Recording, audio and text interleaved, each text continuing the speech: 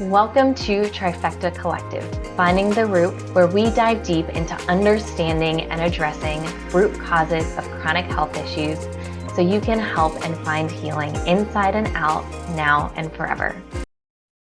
Hello, and welcome to Trifecta Collective, Finding the Root. I'm Megan Abbott, owner and founder of the holistic health practice, Trifecta Collective. Welcome to the podcast.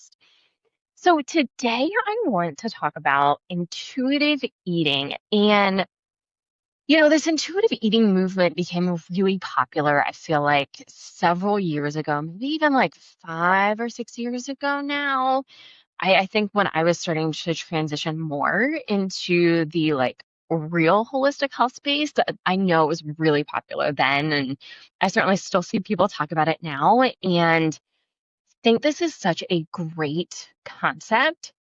And I don't think everyone's ready to step into this. And I want to talk about, I largely eat this way, and I have a lot of experiences eating in a variety of other ways that I think has really set myself up to be able to eat in this fashion most of the time in regards to a pretty healthy kind of lifestyle. And I see people doing this really, really, really well.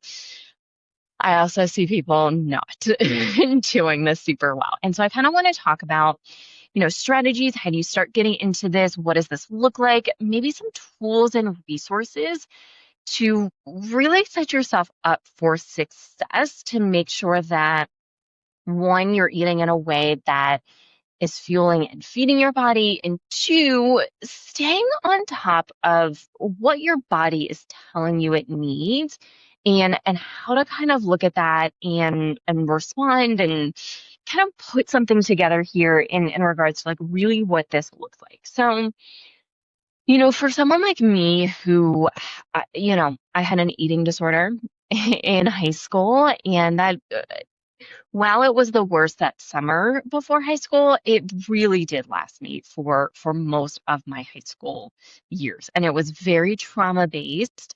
I know I've mentioned this before, but this, for me growing up with the amount of trauma and only child, single parent, alcoholic, this was one of the food was one of the few things I could control. And that's largely where my eating disorder came from, was just, this is something that I actually have control over, and I can manipulate my food. And it also stemmed from body image issues, thinking I was never skinny enough, especially when I started going through puberty. I got hips pretty fast, pretty wide hips. I got a significant backside, and that's just how I'm structured.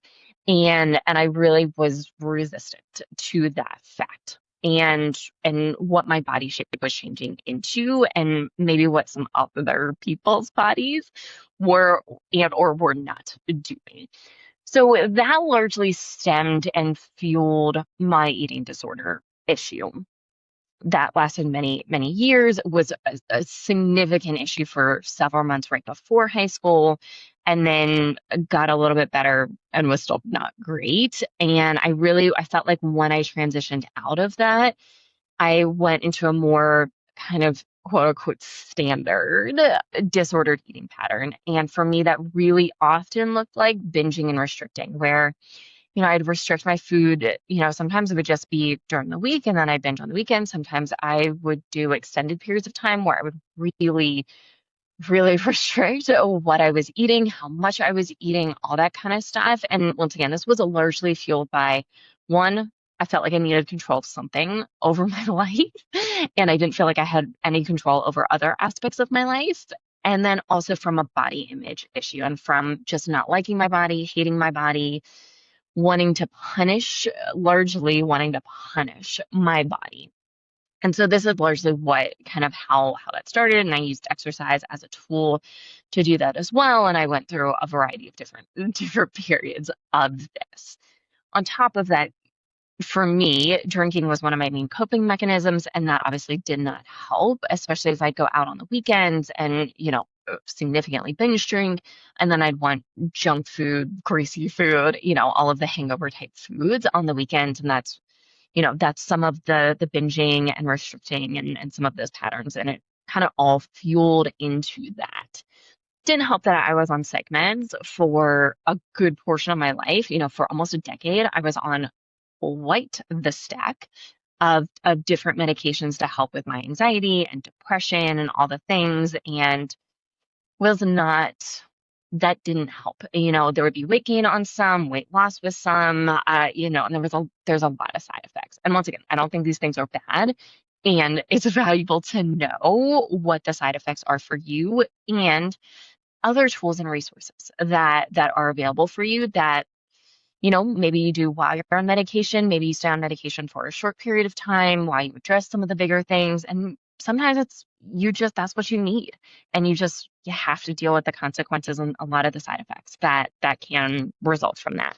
And I just think being aware that plays a really big deal in this. I also think for me, birth control played a really big role in this. And I switched birth controls, especially like right after college.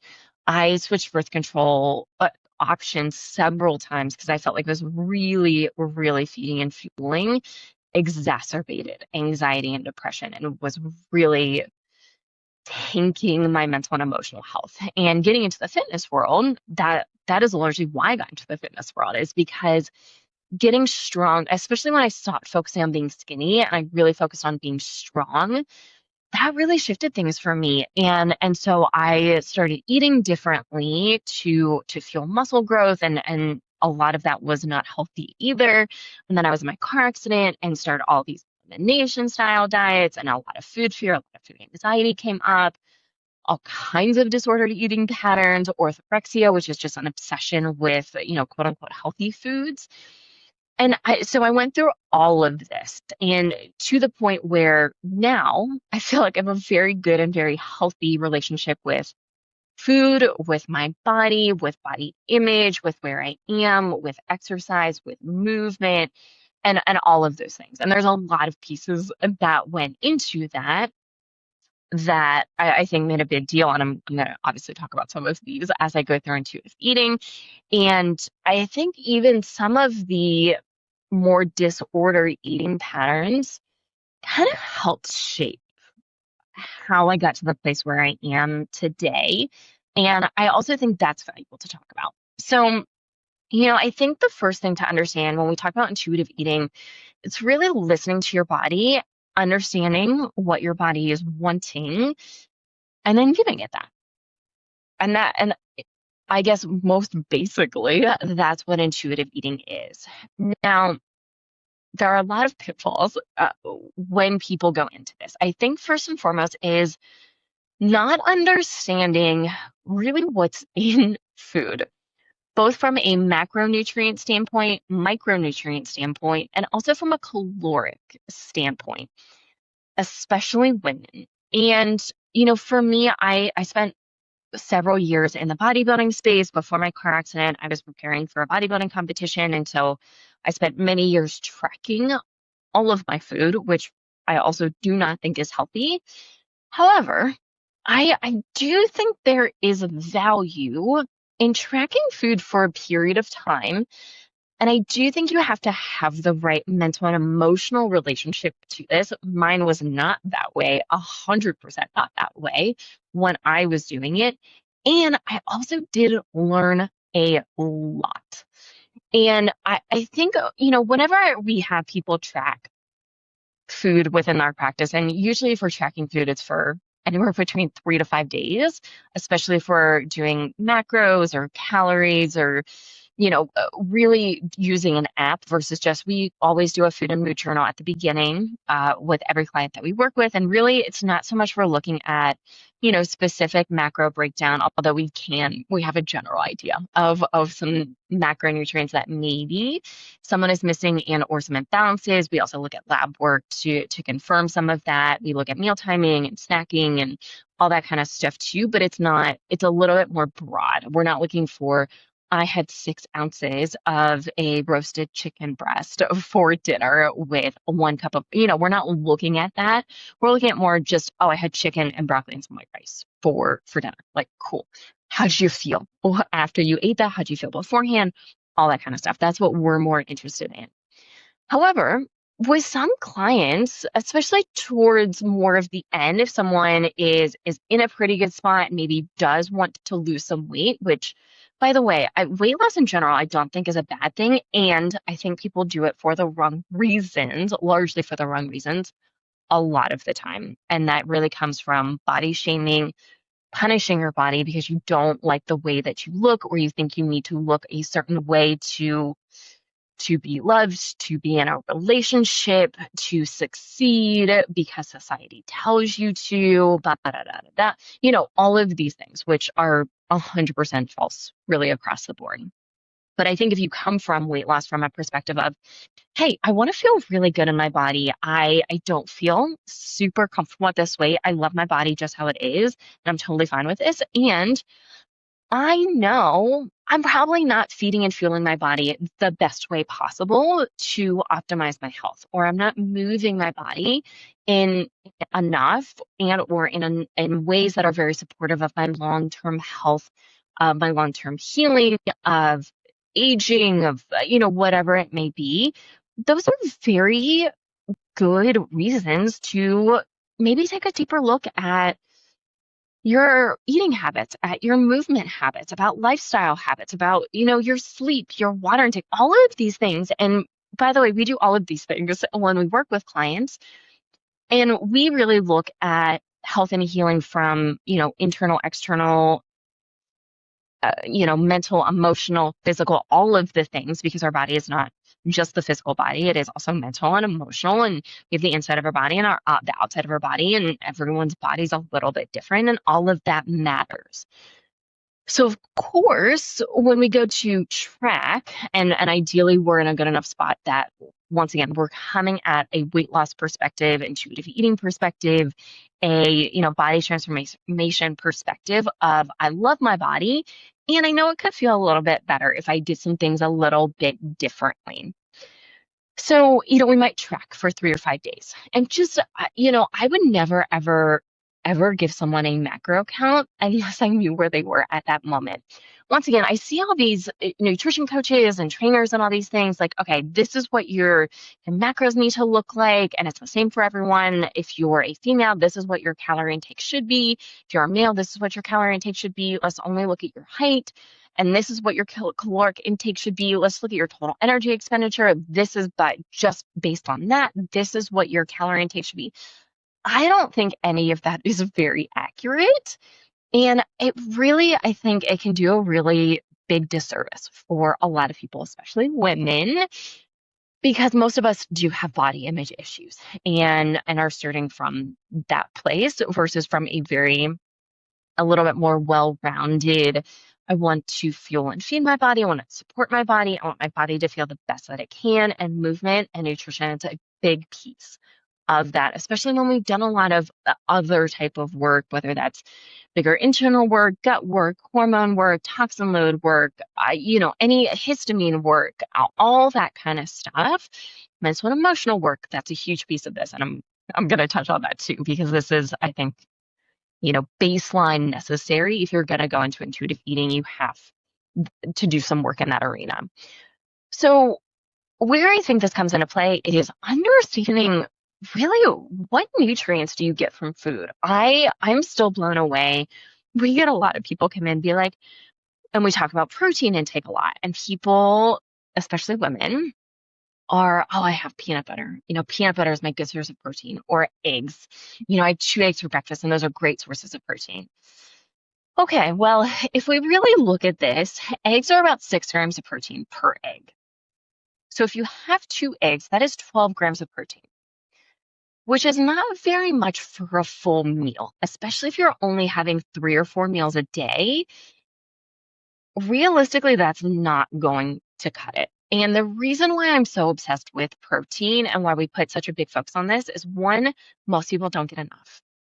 2, we know the research is so clear that, especially for women as we age, if we focus on a higher protein, a moderate to higher protein diet and way of eating, it limits the amount of bone mass that we or muscle mass that we lose, of bone mass and bone density that we use, the risk of osteopenia and osteoporosis goes down significantly, especially when paired with some basic strength training. It is very good for hormone balancing, for blood sugar regulation, which once again, as women, as we age, we typically, almost everyone becomes more insulin resistant. It is just something that happens, and it is largely hormone driven, especially as we start to get into perimenopause. So, like, this is a really big deal. It's also really important for cognitive health. And if we look at some studies when it looks at especially Alzheimer's, people who are eating higher protein, once again, moderate to higher protein, typically we are seeing better outcomes and better long-term results, even when diagnosed already. And there are thoughts that Alzheimer's is a blood sugar dysregulation based driven disease.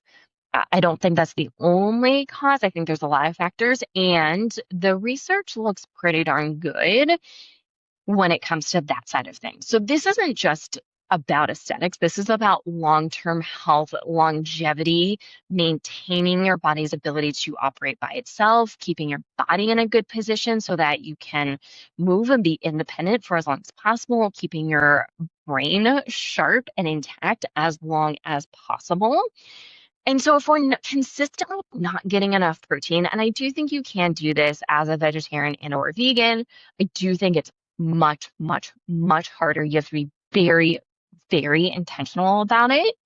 And you're going to have to supplement with some things. And you're going to need to run blood work bare minimum every 6 months. So those are, for anyone that we work with, we don't work with a ton of vegetarian or vegans. And those are typically some requirements and or very, very, very strong suggestions of clients who don't eat any meat and or a lot of meat. Those are really big things. And, we have those conversations that, hey, we will 100% support you if this is what you choose to do, whether it's for ethical or moral reasons or other reasons. And just it takes a little bit more work, especially if you really are focused on long-term health and longevity. So I do think there is value in tracking and just getting some deeper understanding of, okay, how do we actually get enough protein? What does this look like? And here's the thing, what is enough? For most women, we typically recommend a bare minimum of 100 grams of protein per day. I'll say the average that I see women come in with, and I'm talking over 10 years of personal data with this, is about 50 to 60 grams, which is not very much. I'm also not super pro protein powders and using that as a staple to get enough protein. Now, I don't think protein powders are inherently bad. I think if we need a boost or a bump every once in a while and we use a protein powder to help get us there, totally fine. And the more we can focus on whole foods, whole nutrient dense foods, the better. And there's oftentimes less calories, it's oftentimes less chemicals and other additives and other ingredients. And just not all protein powders are created equal. They can also get really expensive. And it is far cheaper most of the time to eat mostly whole foods versus trying to out supplement your diet with a bunch of protein powders. That being said, I always have 2 protein powders on hand. They do not get used all that often. I have a beef protein isolate from Equip, huge fan. I also have a vegan-based protein powder, a plant-based protein powder from Organifi. And I use them for different things. They have different values. They have different things. I do like the one from Organifi to bake with and cook with. And I think it does really, really, really well. However, I don't love all the ingredients. And I think it's pretty darn good considering it's a plant-based, vegan-based protein. I think it has a good amino acid profile, which is typically hard to find in a vegan-based protein powder. I also personally typically don't do well with a straight up pea-based protein. It can be very hard on your system digestively. I do love the beef protein isolate. It's very clean. I do the unflavored one. It is one ingredient of beef protein isolate. So there are options, there are good options, and both of those, by the way, are expensive. I think the cheaper one is Equip, and that runs like $67. The other one's even more expensive with that. So these are not cheap, and I go through a bag of each maybe every few months, 3 to 6 months, kind of depending on where I am and what I'm doing and different things like that. So tracking can have a real value, real benefit. Also understanding how many calories are you getting in a day? And by the way, a lot of women are not overeating. They're actually under eating and it's killed their metabolism. So their body is now used to eating 1,000 calories, 1,200 calories a day. Of course, you're not going to lose weight that way. One, it's so hard to get all of the nutrients that you need eating that few calories. Also, your body gets used to things very, very, very quickly. And so if you've been eating 1,200 calories for years, you're going to have to drop your calories in order to lose weight. And if you don't want to we don't want to decrease your calories, well, then we need to send the signal to your body that your body needs more calories to maintain, which is where strength training really comes in. Now, that doesn't take into account all of the internal work that needs to be done, because remember, weight loss is really about stress. And if our body is in a state of stress, it's going to be very challenging to lose weight. We can lose weight intuitively. Eating intuitively, we do not have to track. And having some experience and basic knowledge of what is in food, nutrients, macros, and macros, by the way, are protein, carbs, and fats. Proteins and fats are required to survive. That is a non-negotiable. And carbohydrates are very valuable for most people. And this also allows for a lot of flexibility that if you're just more aware of what is typically in your food and what you're getting out of your food, it gives you a little bit more flexibility in being able to quote unquote splurge or have a dessert or go enjoy maybe you love pizza and you want to go out and have a big greasy pepperoni type pizza. Like, no, it's not going to be the best for you. It's not going to be super high in protein. And if you're out with friends and that's what you want that day, go for it. And that's what intuitive eating is really about: flexibility and having a good enough relationship and being in tune enough where you have that flexibility, where you can go and splurge and do, enjoy your food, enjoy life, enjoy social events, enjoy outings, and still be in a really good position health-wise. So I do think counting calories or tracking calories for a short period of time and gaining that knowledge, man, does that have a ton of value. And I think intuitive eating can really go downhill for a lot of people when they're just really unaware of what is actually in their food. And we can end up with some not great things happening as a result of that. So I think if you don't have any background knowledge of nutrition and calories and macros and even micronutrients and what this really looks like, I think it can be challenging to eat intuitively and really support your body oftentimes the way it needs to be supported. So that is something to think about when you're going into intuitive eating. I think another thing to really think about is your relationship with yourself, your body, food, and even your relationship to exercise and to movement.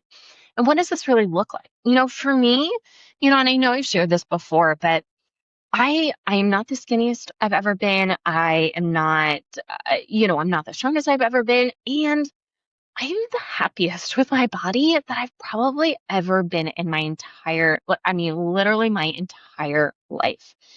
And that's because I've done so much work on trauma healing, on nervous system regulation, on the mental and emotional side of these things. And I'm very in tune with my body, arguably sometimes too in tune. I think there are some dangers with that. And I've just have a really healthy relationship with where I am. And if someone thinks I'm not in great shape or, whatever it may be, that's fine. Cool. That is a reflection of you and your trauma and your patterns and your thought processes. It's not a reflection on me. And that's taken me a really long time to understand and to come to grips with. And it's something every once in a while something will come up, but that's really where I am. And that's why it is very easy for me to intuitively eat at this point, because I am very in tune. And so what does this really look like? Well, once again, I think we need to have a baseline relationship of love with our bodies. And, for me, several times throughout my healing journey, I've really had to check in with myself. And I've had many conversations with coaches and healers and people that I'm working with about this because of my background of over exercising, of exercising because I hate my body, of eating and restricting because I hate my body, and not from a place of love. And when I've brought this up, I've been, it's usually one of two things. One, I want to pretty drastically change my workout programming, where I feel really called to do, like go back into a bodybuilder program. I felt that a couple times, or go into a powerlifting style program where, I'm going to be pushing my body a bit and focusing on potentially fine tuning some different areas of my body, which once again, I think is totally fine. And I've had to really check in with myself, and I've had to use tools and resources of other people that I've worked with to check in with myself of, hey, what is my motivation behind this? This is okay. And what is my motivation? And do I feel okay with where my motivation is coming from? Am I coming from a place of hate, of punishing my body? Or am I coming from a place of, hey, this sounds fun, or this sounds really intriguing right now? Just, it's something different. It's something new, it's something I haven't done in a while. I've really enjoyed these style programs before. And am I doing it for the right reasons, essentially? And same thing with the nutrition, where I, like, hey, I think I do want to track a little bit, or I think I want to shift how I'm eating a little bit more. And usually that's going to be typically lower carb and or higher carb. That's typically where I'm going to come from when it comes to a lot of this. I know my protein intake is generally speaking okay. Yes, I'm sure I could do better. No, I don't know exactly where I am on my protein intake. I know I'm getting at least 100 grams a day. I do still measure out a lot of times, not all the time, my protein, especially if I'm going to do, a salad or chicken and some veggies, and maybe some rice or potatoes or something like that as a meal, and everything's kind of cooked separately. I'll measure out my protein, and I'll typically measure out anywhere between 6 to 10 ounces of my source of protein, kind of depending on where my body is, what my movement looks like. If I'm not, right now I'm closer to about 6 grams of protein at a meal. Oftentimes breakfast looks a little bit different, but for lunch and dinner, that's often what I'm going to aim for. Just my calorie intake is not super high right now. I'm not moving a ton, largely because I haven't felt very good for several weeks now. And my fiance is getting ready to finish up his cancer treatment, in which case I'm going to be back into a little bit of a more normal routine and schedule when it comes to movement, in which case all of this will change all once again. And it's not from a place of I hate my body. I just know when I get back in the gym and I'm strength training a little bit more consistently, my appetite's going to go up because my body's working on building muscle. Great. Well, my protein intake is absolutely going to be a big piece of that. I'll probably increase that, and just keep an eye on my carbs, and may increase a little bit as I feel like I need to support my recovery and support the muscle building process. And that's largely what this looks like now when I'm looking to switch things up or change things up, or getting back into routines or switching up routines and things like that. But once again, it's from a place of, hey, I know I feel better mentally and emotionally when I'm strength training consistently. Two, my body feels better. Just pain is lower. My body just overall feels better. I also know how important strength training is, especially when it comes to long-term health, bone health, having muscle mass, hormone balancing, making sure blood sugar regulation's in a really good spot. So like all of those things I'm very aware of, and I'm very conscious. And I think hopefully at this point, if you've been listening for a while, that for me, my whole health journey now is really about longevity. And I want to be 70 and 80 years old and be able to go to the bathroom by myself, be able to go out to the store by myself, be able to live on my own, be able to do basic things that a lot of people lose as they start to get older, that I've seen firsthand, especially from training older individuals that, maybe they didn't keep up with all these things. And not that you can absolutely start at any age, by the way. I started working with someone in their 80s and we saw improvement. So I'm just aware. And then there's also a lot of cognitive benefits. I feel sharper, I feel just clearer, I even feel more creative as I am incorporating more movement, and that's a big thing for me. And I think part of that is I'm a manifesting generator if you're into human design, and movement can go a long way in being very supportive of creativity and figuring out and just opening up your brain a little bit. And I do notice that 100% with me. And so eating might shift, and that's totally fine. And I'll just lean into whatever feels good at that time and what feels supportive. So, once again, coming at this from a place of love and health and healing, and not from a restriction, not from a punishment, not from a hate standpoint. By the way, that work took a really long time. That was not an overnight thing. That took me many, many, many years. And I was just talking to my friend on the phone yesterday, and even just a few years ago when I started it in more of the psychedelic healing spaces, I was still very, very self-conscious. And it took me a while, even with psychedelic work and deep integration work, plus all the work that I had already been doing. It took me a long time to be very comfortable with my body. And, last November, when my friends and I did our group retreat that we often do yearly with psychedelics in a very structured and supported way, it really came through how far I've come. And man, did it just feel good. And especially to be able to feel this way at 35 when, once again, I largely journey with, and a lot of my friends are in their 50s, and some of them even older than that. And it's just really incredible to be in that mental and emotional space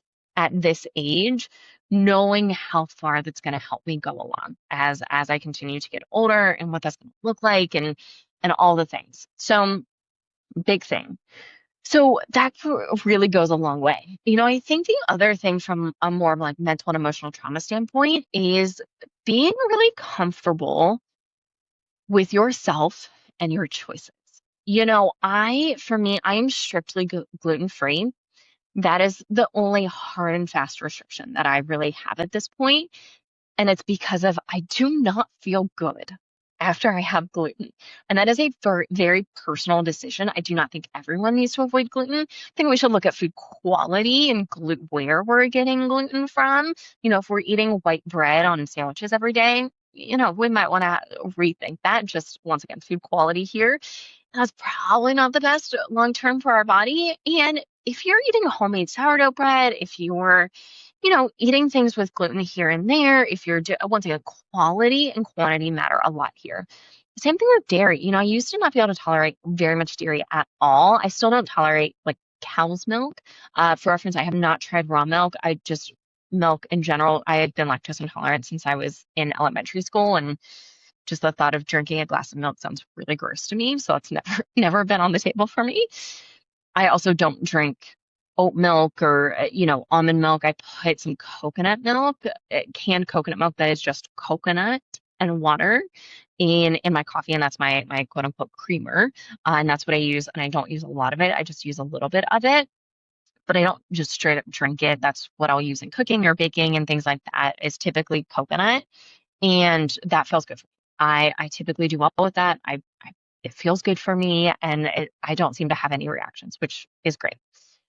And there was a period of time where I couldn't do any dairy at all. I mean, cheeses just really upset me. I was getting constipation and ortho stool, so it kind of depended on the day and what dairy it was. And now I do really well with pretty much all types of cheese. And I'm a huge cheese lover. Now, I do need to be aware of how much cheese I'm consuming. And I know that if I start to get on a real heavy kick with cheese, sometimes I don't feel the best. And a lot of times that will result in skin issues more than actual gut issues. Same thing with eggs. I need to be a little bit mindful of how many and how much eggs I'm consuming. And I'll notice that, once again, it's not super digestively, it's more skin that I will notice these things. So I'm just aware of that. I enjoy eggs, and I'll have eggs, maybe an egg a couple times a week. And I feel like I do totally fine. And same thing with dairy. I went from not being able to tolerate any dairy to I could do a goat's or sheep's milk based kind of dairy cheese to I kind of do fine with most dairy at this point.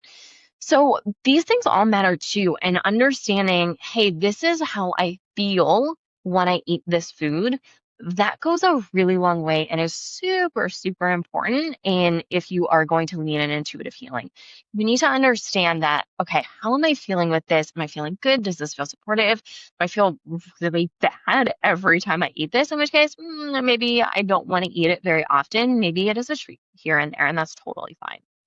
So those are all kind of things to think about when it comes to intuitive eating. So I think those are the big kind of bullet points when I think about intuitive eating, and also understand that it's not science. There's no fast and hard way to do this. I also think some people really like structure, and I get asked a lot, "Hey, I just need to know what diet, like what food should I eat, what foods should I not eat?" And I hate that question. I get it a lot. I understand where it comes from.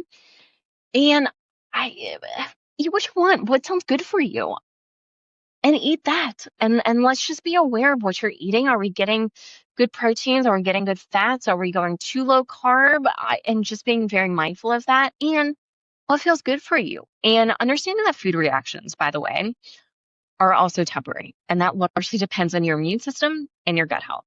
And if those things are off, we may need to do a little bit of deeper work so that you can lean more into the intuitive eating perspective. And if you want that much control, and if you really want to know, hey, just give me a diet, put me on it, that's what I want, you probably aren't ready for intuitive eating.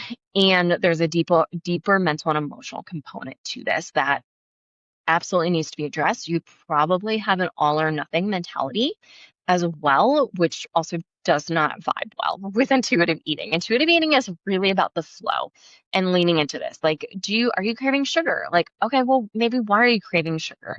Am I trying to cover up an emotion? Do I feel happy? Do I feel sad? Do I feel annoyed? Do I feel overwhelmed?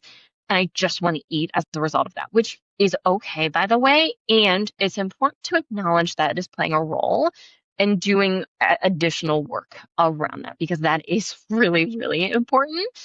And we need to be in a very good and healthy mental and emotional space if we are going to intuitively eat, especially long term. And all or nothing does not do well when it comes to this. So those are things to be aware of. I think the other big thing to be aware of here, and kind of I think my last point around this, is staying on top of your labs. Okay, based on what you're eating and your intuitive eating, what maybe are you missing out of your nutrition, out of what you're putting in your body? And can we adjust to make sure our body is properly supported as a result of this? And once again, I get a lot of women come to us intuitively eating, and they're essentially eating almost no protein, in which case their stomach acid has plummeted, which, by the way, is also a contributing factor to not wanting or not liking or digesting well proteins. The other thing that can happen, especially if you have an aversion to red meat, and it's some of this can be moral and ethical, and a lot of it can be from underlying disease. Lyme disease in particular, Lyme and Lyme co-infections play a really big role in our desire to eat red meat. And this can be all red meat, but usually it's a little bit more targeted to beef. And most people will do okay with things like a bison or a lamb that is still darker, but and a redder type meat, and not maybe a little bit different than cow beef. So that is also something to consider. And so I think that's an important part of this too, is what underlying things do you have going on? What underlying things is your lab work showing us at this time? In which case, getting labs run every 6 to 12 months for most people is a really, really good idea, so we can stay on top of this. For me, the last labs that I just ran on myself not long ago showed low zinc and copper. And so it's like, okay, where am I not getting zinc and copper from, and what may be supportive to start adding in more of, so I can boost those levels naturally? Yes, I am taking a supplement to also support this. And I don't want to be on a supplement forever. I don't want to have to take that supplement forever. So what else can I add or shift or change to my diet, to what I'm currently eating, that are going to be supportive on increasing those levels? We'll often see low stomach acid production. That'll show up in lab work, in which case, okay, We need to do some work around stress management, on cofactors that are required to produce stomach acid. We also need to look at how we're eating and what we're eating. We know that we need protein to eat protein to stimulate stomach acid production, in which case making sure we get protein at every single meal, super important. And also starting with that meal with that source of protein can go a really long way. And so that can be super, super helpful. So just once again, just understanding this, that I think intuitive eating on the surface is great and awesome and something to strive for. And I think it's very much oversimplified for many, many people. It's just eat what you want, eat what feels good. And it's like, yes, and we need to have some things in place and some basic knowledge, and having had done some work mentally and emotionally, potentially physically, to get to a place where that is a viable option, that we are going to be healthy, we are going to get the nutrients that we need at that point in time. That's really important and really necessary. So if you are intuitive eating, if you're thinking about, that's the way I want to go, I hope this just gave you some things to really think about. If you have any questions, obviously feel free to reach out to us, social media, email info@trifectacollective.net. If you have additional questions, comment, let us know, and I'll be more than happy to answer any and all questions that may come up for you around this. So thank you for listening. As always, please subscribe, follow. If it resonates, 5-star reviews really, really, really mean the world to us. So if it resonates, we would love to have a 5-star review. And thank you for listening, and we'll see you next time.